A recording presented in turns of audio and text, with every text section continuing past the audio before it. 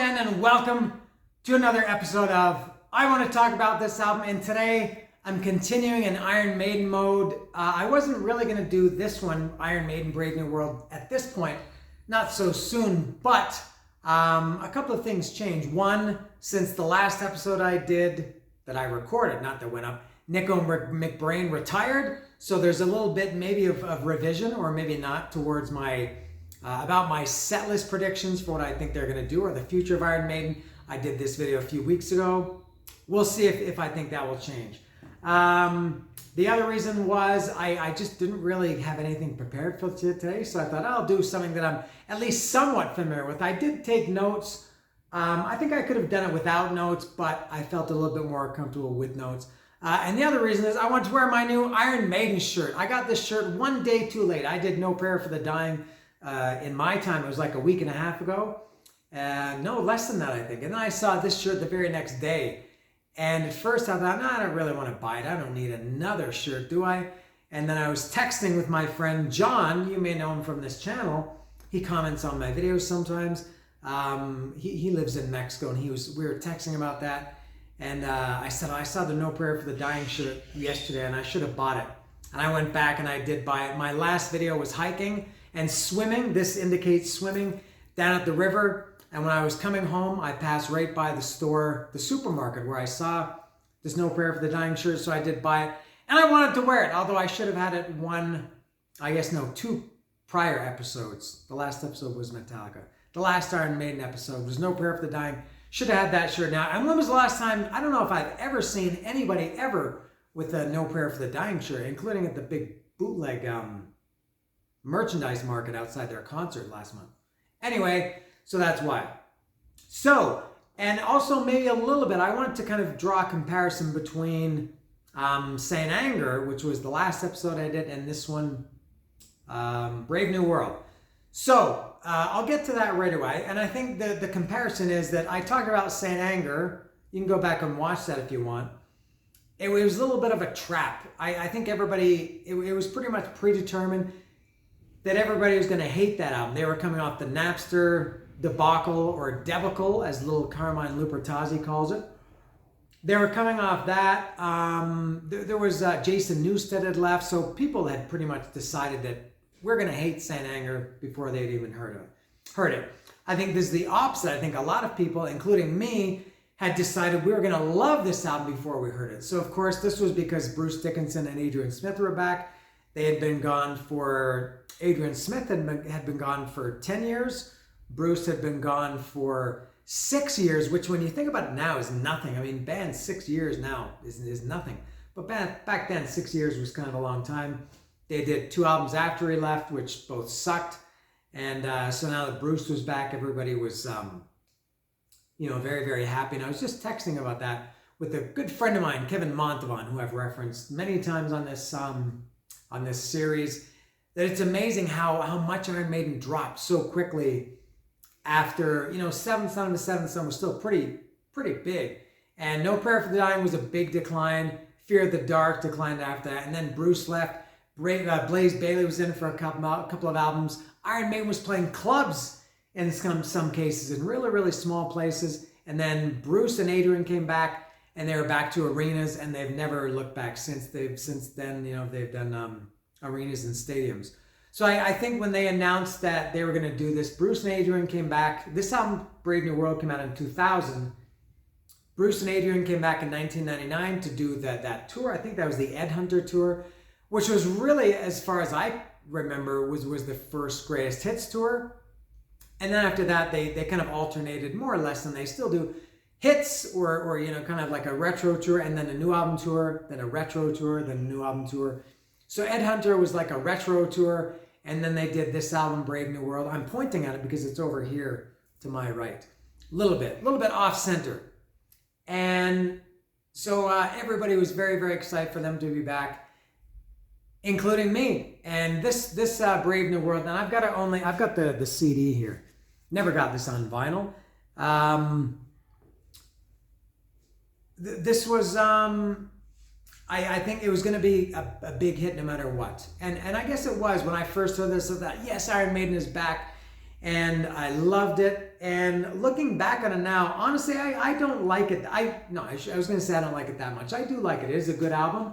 I don't like it nearly as much as I thought I did in 2000 when it came out.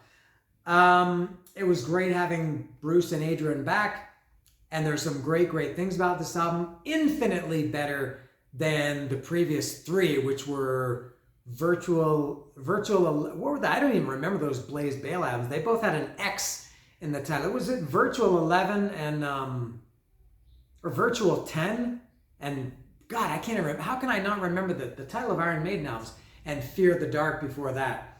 Way better than any of those things. I call them things, I guess. I don't know if I'll ever talk about any of those three albums. None of which I've heard, by the way. In full, I've never heard any three of those three albums, and I don't know if that'll ever change.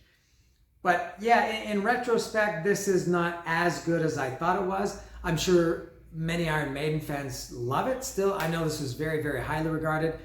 If you want, you can leave a comment in the now they call it the community section down below, and tell me if your opinion has changed of this album over the years. With Saint Anger, my opinion pretty much over the years has stayed the same. That came out in 2003. What I thought of it then is pretty much what I thought of it now. This one, my opinion has gone down a little bit. And really, if you think about it, this was the start of a real... Iron Maiden has been very formulaic. Starting with this album and after that, maybe even before, I'm not sure. But, and sometimes I think about, which sounds kind of stupid, but I've wondered about if an album like anything that came out after this, which would be Dance of Death, Matter of Life and Death, Final Frontier, Book of Souls, Senjutsu? No, was that it? Yeah, I guess there were those five. I think of those five, I don't know what is the least regarded as a great album. Maybe I think a lot of people don't like Final Frontier. If Final Frontier had come out in place of this, if you could replace replace Brave New World with Final Frontier, I think people still would have loved it just as much, just because people were very happy to have Bruce and Adrian back in the band, if that makes sense. And if this had come out at the time of, when Book of Souls came out, or I don't know, Dance of Death, maybe people wouldn't have liked this record as much, but people were just so desperate and thankful to have, it was a little bit of a renaissance for Iron Maiden. Is that the word, renaissance? And so I think that's why this album is so highly regarded. Not to discount it, because I think it is, as I said, still a good album. But yeah, so that's what I think about Brave New World. And I got this on CD, and I checked the date today, and I got this on May 30th, 2000. I'm not sure when it came out. I would imagine somewhere around that time. I don't know if I got it on the first day it came out, but I was very excited to have this. So it's possible I got it on the first day. I didn't check when it came out, but I would imagine it was somewhere around that time. Maybe I got it a week or two later. Maybe it came out sometime in May. But and there's the tour dates that they did for this album in 2000, in June and July through, these are all European countries. And I never did see this tour, and I didn't see the subsequent two tours. I didn't see Dance of Death. Actually, I think they did another hits tour after this in 2002, around there, 2001. Didn't see them again until 2008.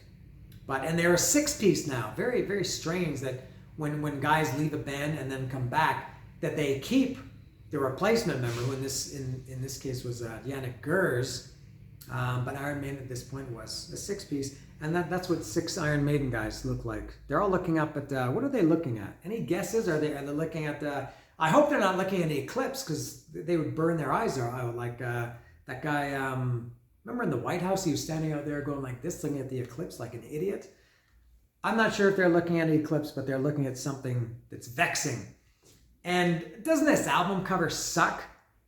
I think this was, no, not this. What was the start of bad Iron Maiden album covers? I think the last good one, I think maybe was No Prayer for the Dying, even though it wasn't that good. Especially the original one with Eddie choking the Rod Smallwood look-alike. I talked about that when I did that episode.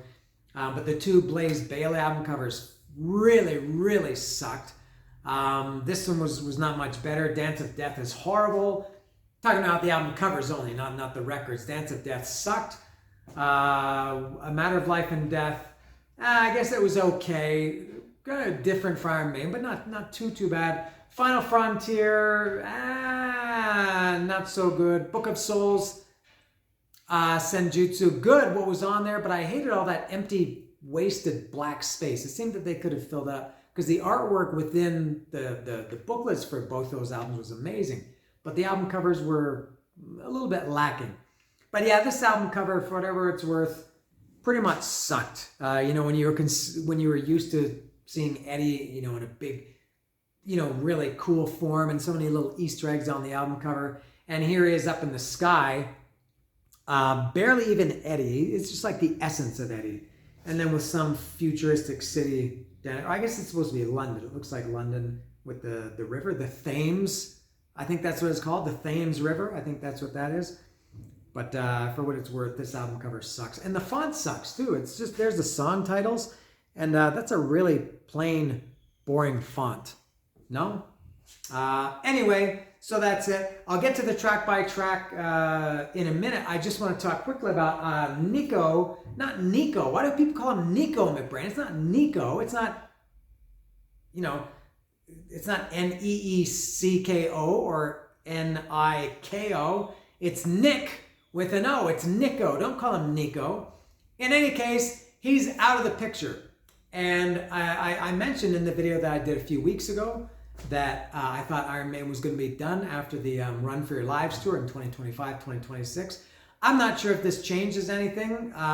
Maybe the first thing is to say, oh, now they have a new drummer. They can, you know, start over again and kind of enter the next chapter of Iron Maiden, which I can understand that people would think that. I don't think so. I can't imagine them at this point in their lives or at this point in their career starting again as not a brand new band, but a new drummer and everything. Steve Harris said some months ago, I think in the summer, he said there's no Iron Maiden new music in the works. I don't know if I doubt that that's changed in the last few months. So I still think that this is going to be the end of Iron Maiden in the Run for Your Lives 2025, 2026 tour. And I also wonder, I guess we'll never know if there's going to be songs that they'll play on this tour that maybe they wouldn't have played with Nico if he were still playing. I'm not sure how much they had to dumb it down for him, but I don't think this really changes anything for Iron Maiden. And I think they got the right guy. Iron Maiden, more than anybody, always does the right thing. Metallica too. You may not like the music or, yeah, I guess the music, but pretty much everything they do, I don't know if it's good management or just, you know, they are good as a band. Iron Maiden does everything perfectly. They got everything right. They announced it. You know, they could have done the cheesy thing and announced that Nico was leaving, because I'm sure they've known this for many, many months, maybe even longer, that I'm sure they knew that Sao Paulo on Saturday, whatever that was, December 8th or 9th, was going to be his last show. You know, instead of playing that up for months and saying it's going to be his last show, I like the way they did it. They're very subtle. Maybe it's because they're not American, they're not so dramatic. And kind of Rush, I guess Rush kind of did the same thing. I don't think Iron Maiden is ever going to announce a farewell tour. I think I talked about that too. And people were speculating only for a day, because from the time Nico announced his retirement, let's call it, from active touring, to, I think it was the day or the next day, I think it was 2 days later that they announced what's his name? Simon Dawson from British Lion. I think that was an awesome choice. I've never heard that guy hit a drum in my life, because I've never heard a note of British Lion music, but I think they made the right choice, just because I knew, the first thing I thought was everybody's saying, oh, they should get Dave Lombardo, they should get whoever. I thought that's crazy to think about that. For sure, there's no doubt it was going to be a British guy. Probably it was going to be somebody that is, I don't know how old this guy Simon Dawson is, but they're not going to get like some 25-year-old YouTube sensation, or, you know. And also I thought it's going to be somebody, it's got to be somebody that kind of is in the Maiden camp already. They don't want to go on tour with some guy that they don't know. So I think this guy is a great choice. I have and all these guys at some point, I mean, at this point of all their lives, there's great drummers, there's great guitarists, there's great singers. It's not really about that. This is not to dismiss Nico McBrain, because he's one of my favorite drummers ever. Anybody can play Iron Maiden music, whether it's guitar or drums or whatever. But at this point in Iron Maiden's career, I'm sure they want somebody who they can also have a good time with, who they can go on the road with for a year or 2 years and have a good time. It's not about being a technically great drummer, because there's a million of those. And I guess he just fits in with the vibe of the band. And I have no doubt that Iron Maiden made the right choice to replace Nico McBrain. All right. So I will get to the track by track of Brave New World. Now, as I said, I did have to take a few notes, more as a reminder than anything. I'm somewhat familiar with this album. Not as much as obviously the classics, but this one more than the 5 that came after this one, except for Book of Souls. I love Book of Souls. Maybe I'll talk about that at some point. So the first thing, of course, the opening track is The Wicker Man. This is a great, energetic rocker. Welcome back, Iron Maiden. When I heard this, I thought, oh my God, Iron Maiden is back. They're my favorite band again. And, it was catchy. It was it's a rocker. Not quite your typical Iron Maiden opener, but still a great song. And very catchy. It had the, what's the opening line? Dead man wants his money. You ain't gonna give it back. No, is that it? What is it? God, I'm blowing this already. Hand of Fate. Hand of Fate is moving, and the finger points to you. He knocks you to your feet.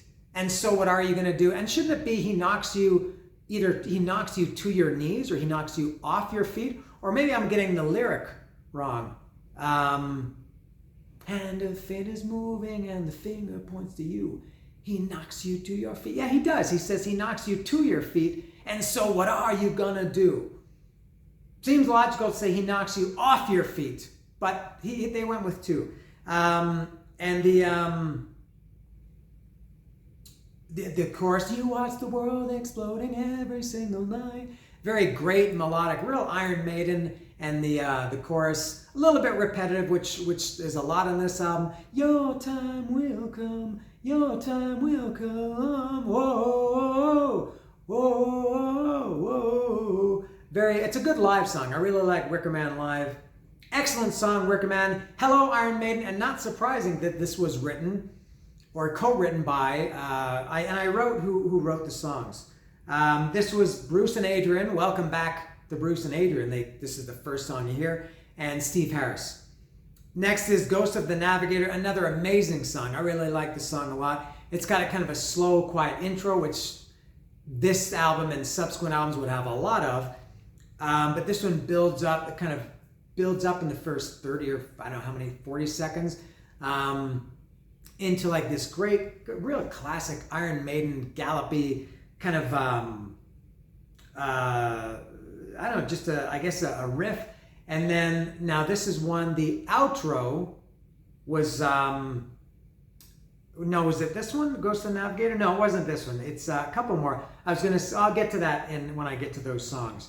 And I'm surprised that as far as I know, they never played this song again after this tour.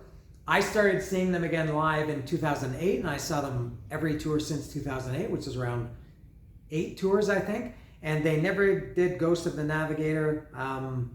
I think it would have been a good one to do again. And this was again, Bruce Dickinson has a co-write here, along with Steve Harris and Yannick Gers. Next is Brave New World. This is one that has the quiet intro, which then, it's like a bookend, the same intro and outro, quiet. Senjutsu is full of those. Book of Souls had, I guess, a couple. I don't remember them off the top of my head. But very formulaic, Iron Maiden started with this album, which is sometimes good, sometimes bad. But this has the quiet intro. It's a little bit repetitive, kind of another kind of a gallopy chorus. In a brave new world, in a brave new world. It's very repetitive, and people, I remember at the time giving Iron Maiden, heck, they gave them shit online because Iron Maiden was so repetitive. But I mean, you could say going back to, Wrathchild, because I'm a Wrathchild. The Trooper, oh. Iron Maiden has always had kind of these repetitive choruses. Maybe just people focused on it more at this time because it was new. And also it was this is their first album, I guess realistically, in the internet era. I know that the prior two came out when the internet was around, but by this point, the internet was much more prominent than it was for those two with Blaze Bayley. Next is Blood Brothers. This is one that I don't like nearly as much now as I did when I first heard it. This also has the intro and the outro, the bookends. And to be honest, the song itself, I barely, and this is one they have played live. I've seen it at least on 2 tours. They did it on Legacy of the Beast. I think it was in the Encore on Legacy of the Beast. And they did it on, was it the En Vivo tour? Or the what did you call that? The Final Frontier tour? I can't remember, but and all I remember is the "We're Blood Brothers." It's one of these choruses, you know. We're blood brothers. We're blood brothers. We're blood brothers. Again, it's repetitive and it's a real, you know, hoisting your beer chorus, something like that. It's okay. It's as I said, it's anthemic, and this song is not as good as I thought it was. This is a Steve Harris solo composition. Next is The Mercenary. Now, the first thing I thought of when I saw or heard The Mercenary, and I wrote a few of them down here. I just quickly went, Iron Maiden has so many the song titles. Not the, like the, the thin line between love and hate, but the, and then one single word, often a noun, and especially a person. And just off the top of my head, I thought The Trooper, The Alchemist, The Talisman, The Clairvoyant, the Assassin, The Prisoner, The Nomad, which is also on this album. I'm sure there are many more than that, but Iron Maiden is the band. It's okay. It's a hard rocker. It's kind of up-tempo. Nothing particularly catchy or stands out about it. It's just an okay hard rocker song. This was Steve Harris and Yannick Gers wrote this one. Why do I say Yannick Gers like that? Next is Dream of Mares. Have you ever felt the future is the past? That's kind of that was horrible singing, I know, but kind of a very big, and that's the immediate. The first notes here in that song is I think it's have you ever heard? Have you ever felt the future is the past? Going back to the Future Past tour that they just finished. Even back then, 24 years ago, they were talking about the future is the past. The dream is true. The song is okay, a little bit catchy. I only dream in black and white. I only dream. Again, it's repetitive. I only dream in black and white. What I don't like about this song, I guess in the middle or towards the end of the song, it goes like double time. It goes much faster. Musically, that's okay, but then Bruce is singing, I only dream in black and white. And he's singing really, really fast. To me, it just sounds very rushed and forced. So Dream of Mirrors, and that's a long one too. I think that's close to 10 minutes. It's okay. And that is, again, Steve Harris and Yannick Gers. Next is The Fallen Angel. That one doesn't count because it's Fallen Angel, 2 words.